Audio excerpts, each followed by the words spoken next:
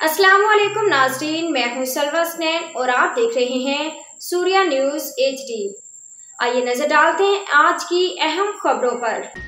सोहबतपुर बलोचिस्तान से नामा निगार रहीम बख्श team SP Sohbatpur Ghulam Hussain बाजोई की SHO सिटी सोहबतपुर हाजी मौलादाद कुनरानी के हमरा अपने दफ्तर में प्रेस कॉन्फ्रेंस।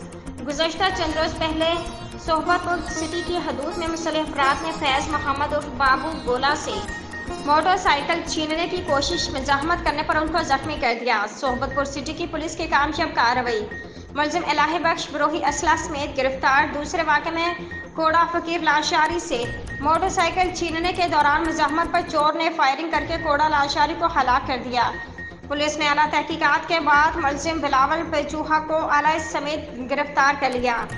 इससे पहले भी जो वाक़या हुए, पुलिस ने बरवक्त कार्रवाई करके मुलजमान को ट्रेस करके गिरफ्तार कर लिया गया है और जुआ मंशियात के मुलजमान को पकड़कर कार्रवाई की। पुलिस अवाम के जान और माल की हिफाजत और तहफ़्फ़ुज़ देने के लिए ठोस इक़दाम कर रही है।